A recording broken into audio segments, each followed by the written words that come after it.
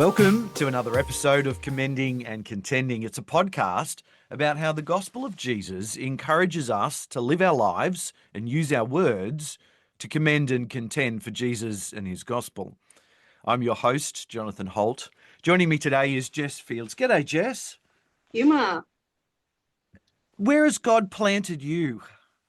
Well, I live and work on Ngunnawal land in Canberra, and I work for Scripture Union Australia, and I have two roles actually.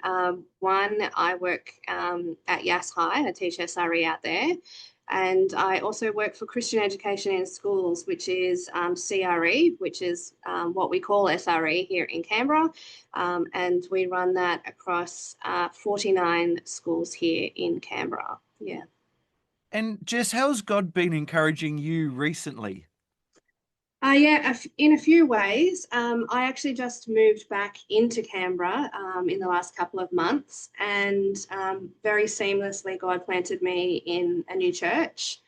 And that was something that I was really kind of worried about, leaving my beautiful home church back in Yass with a beautiful connection, friends, great pastors. And it was something I kind of didn't want to do. And I probably stayed in Yass for a year longer than I should have because I didn't want to leave that community. But yeah, I showed up at church one day and we had a baptism of a guy who had been in the underground church in Iran on my first day.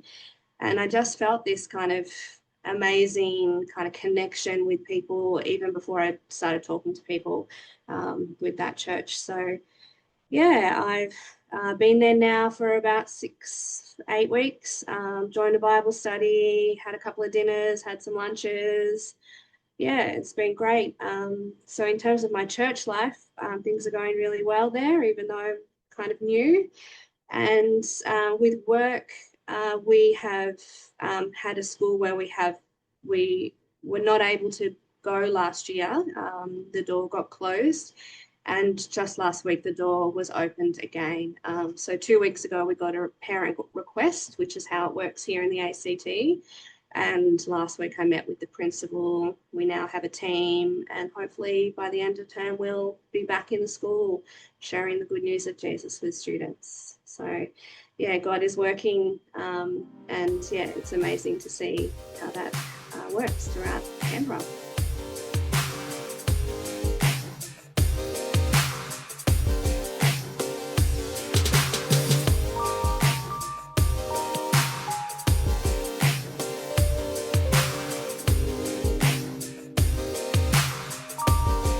I know all over Australia, the relationship between kind of scripture teaching or religious education and the public schools works differently.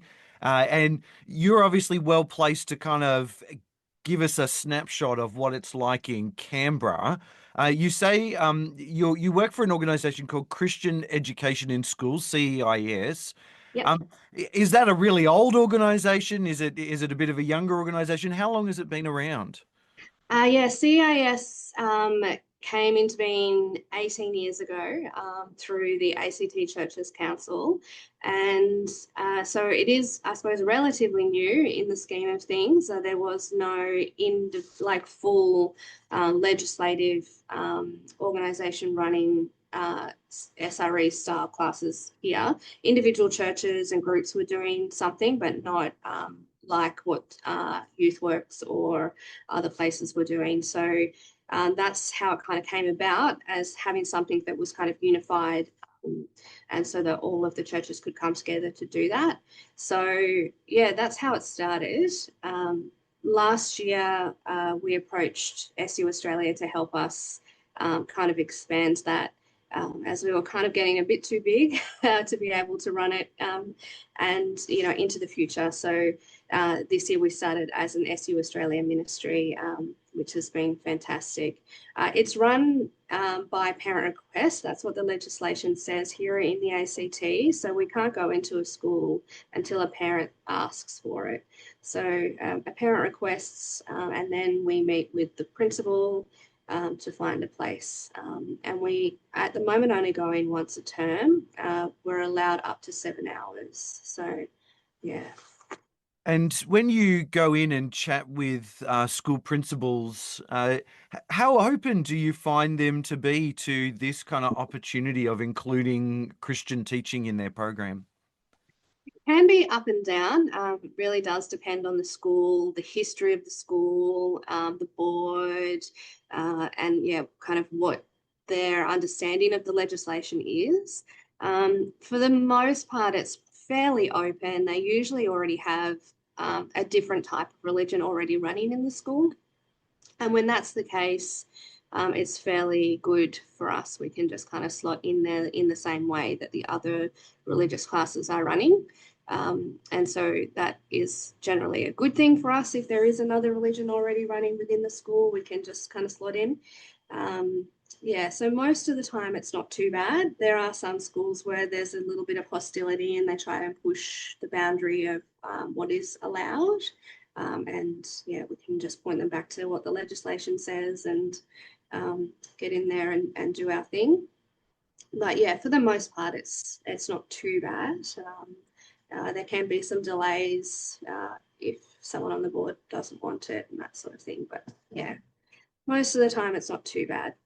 Yeah, you can feel it going in. And so it does require a parent request. So it's obviously fairly crucial that Mm. disciples of Jesus are involved in their local public school, ready to make that request. How do you find those parents to let them know that they can do that? Yeah, prayer. Particularly for this school where we had lost our ability to go in, it was a matter of yeah, looking for those parents to be able to make that request. And so we've spent a year encouraging people to put in another request. And the principal change was the key to that. People didn't want to put in a request until the principal who was there had moved on. So that happened this year, and that's how that came about. Yeah, we go out to churches. So this weekend we were at two churches. We're at another church this weekend. And so it's a key thing for us is to get to new churches, tell people that we're here, that we want to be involved or we want them involved, get them to request for their school, and also to, help volunteer and have a partnership with us as well. So, yeah. It sounds like a marvelous cooperation there between churches and this CEIS ministry. Mm. Uh, is there good relationships across the churches of Canberra to get involved in this project? Yeah, Jonathan, actually there is. You'll know about this because you are one of our partners at your church. So Jonathan, your church partners with two schools on the south side, as you'll know. How that works is that the church takes ownership of the school. So they then train up a team lead and a group of volunteers to take part and take the program that we run into that school themselves. So we train you in the curriculum, we provide everything that you need, and then you go into the school and you build those relationships yourself with the principal, with the school, with the students, and therefore you can even do more. So you can do what is in essence chaplaincy, even though chaplaincy here in the ACT is not allowed. Chaplains were removed from our schools a few years ago. Um, but we can operate in space of what that was if you have that kind of relationship. So it has been working really well to do that. It takes the pressure off us as well to find all of those volunteers when a church is doing that. So churches like yours, Jonathan, for those have now taken two schools. So in their local area. So you can attach to one school, you can attach to as many as you want. And some of those volunteers also do go to other schools as well. So yeah, it's a great little setup. And I imagine some people who are listening, perhaps where they live in Australia, the scripture class happens every week. You said it happens once a term here in Canberra. Yeah. Is that too far apart? Like once a term, you feel you're hardly Yeah. getting in there at all. What's that like in terms of kind of connecting with kids just once a term with scripture? Yeah, I mean, obviously, if we could go more, we would. And, in the future, we would love it if we we're able to expand to that. At the moment, we are doing once a term, and we also are doing super clubs as well with the SU side. And so super clubs are weekly or fortnightly, and we're pushing into high schools as well. So um, with the once a term classes, they are a lot more play based and inquisitive than your traditional SRE class. So you won't walk into one of our classes and see students sitting down with a physical Bible open in front of them. There are Bibles in our classes, but like this term, we've got students acting out the Red Sea, the parting of the Red Sea. They're doing an entire Exodus journey. So they've got a little map where they're moving little Israelites across the map and opening envelopes to discover where they're headed next. They're playing with Play-Doh to recreate or create what they think the promised land might look like. So there's a lot of inquisitive play-based learning involved in the curriculum. Yeah, so it's a lot different to SRE, like what I teach in New South Wales. It's quite different, and yeah, so it's different. Would we move to term weekly if we had the chance? I think we probably would consider it. Yes, it's something that we would consider. We are in the legislation only allowed 7 hours in a term, so. Although the legislation is also being rewritten next year. So who knows what will happen after that. So we are praying into that space that nothing negative happens in the legislation rewrite, and that it is all positive for us. But yeah, it's a watch this space with that. That would be good for those of us who are listening to remember to pray for the way Yeah, that legislation gets written that shapes the opportunities that Christians have to bring the good news of Jesus to the lives of kids who quite often, wouldn't get to hear it otherwise, might not meet a Christian otherwise yeah, sure. in their lives. What for you are the great joys of having this role, not only going into the classrooms yourself, but Mhm. overseeing it all and kind of, preparing the curriculum and the training?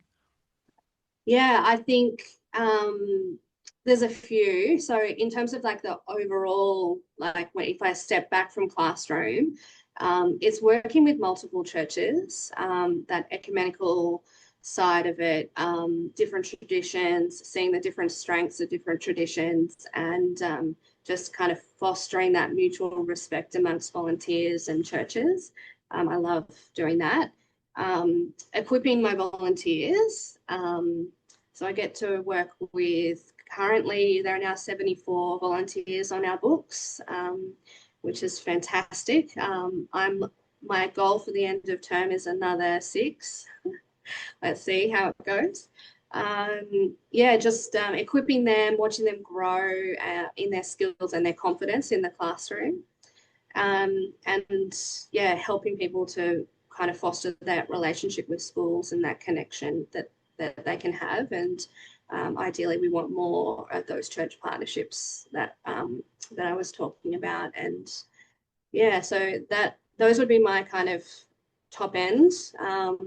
But in terms of like classroom, just yeah, the joy of being able to bring that gospel to students, even though like we are seed planters, we're not the ones who are necessarily going to see the result of that fruit.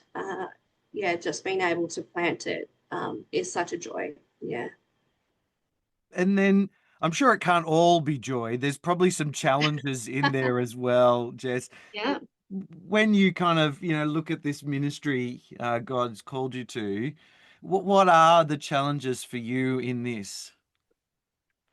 Yeah, I suppose if I kind of tack on to that last one of like we are seed planters, um, that takes some emotional resilience, like to know that you aren't going to see the result of that. And if you were going to sit there and just wait for the result, for the fruit, you're not going to see it. You might see something. You might see a student with a light bulb moment, um, but you're not going to see it every day, and you're not going to see it every year in such a dramatic way that you might in other ministries. So just, yeah, that can be a challenge. So that, I suppose, would be one. What else is a challenge? You could, it can be disheartening at times, just some of the negativity around SRE just in general. Like, I have friends and family who think my job shouldn't exist. So that is, definitely a challenge. That is quite a mainstream thing in the world, as from a worldly sense, that Christians shouldn't be part of the school, that we shouldn't be allowed in. So, that can get to you. And, we've got to rely on God to know that that is actually part of the call. It's something that I've been called to do, and, yeah, to stay strong and firm in the calling that you're given. It's been really good to chat with you today, Jess, and to hear more about this ministry that you're involved in. Thanks for taking time to talk to us. Not a problem at all.